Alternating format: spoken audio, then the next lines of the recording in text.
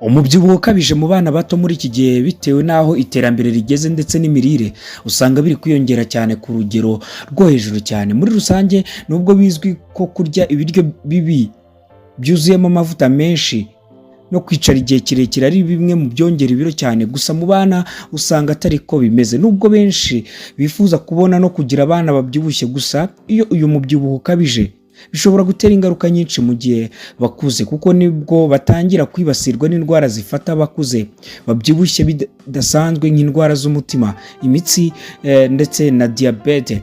Ese mu bana ni iki gituma ibiro byongera mu buryo bukabije? Impamvu zitera umubyibuho ukabije mu bana bato: iya mbere, akoko n'izindi ndwara.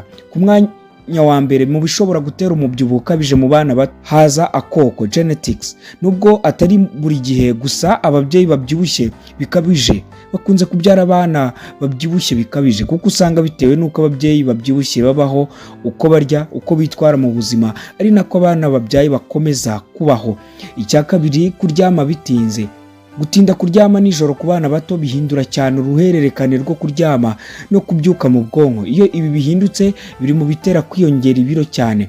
Ubushakashatsi bwakozwe bwerekanye ko umwana akererwa isaha imwe kuryama, ariko BMI cyangwa se body mass index yo iriyongera. Icya gatatu ni ukurya cyane ibirimo isukari nyinshi.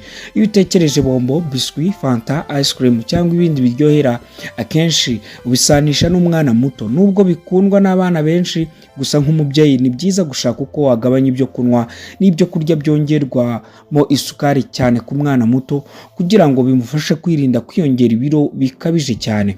Icya kane ni ukuryama igihe gito.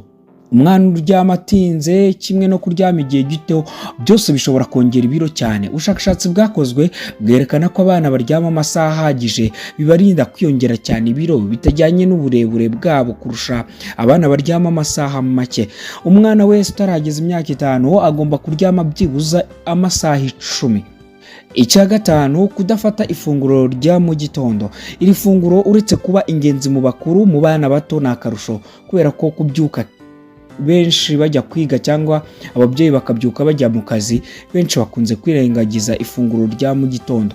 Kudafata ifunguro rya mu gitondo bishobora gutuma ibiro byongera mu buryo bukabije bitewe no kuryagagura nyuma yaho gatoya. Reka nankubwira ibyafasha umwana wawe kugira ibiro bingana n'uko areshya, bityo bikamurinda kugira umubyibuho ukabije, obesity. Gerageza kugabanya ibonekamo amasukari umuha nka biswi, ice cream, bombo, imitobe itunganyirizwa mu nganda kimwe na za keke. Koresha uko ushoboye umwana ajya afata ifunguro rya mu gitondo. Murinde ibyo kurya bibonekamo amavuta menshi kandi bikaranze cyane nk'amafiriti, imigati irimo inyama na za baga. Gaburira umwana wawe imboga nyinshi n'imbuto zihagije. Gerageza kurinda umwana wawe telefone, televiziyo n'ibindi bituma yicara cyane, ahubwo umushishikariza udukino dutuma agenda cyane. Ibi ngibi bizafasha umwana wawe kumurinda umubyibuho ukabije kandi bitume akomeza kugira amagara mazima. Ikindi, bituma afunguka mu bwonko, agatekereza ibintu byinshi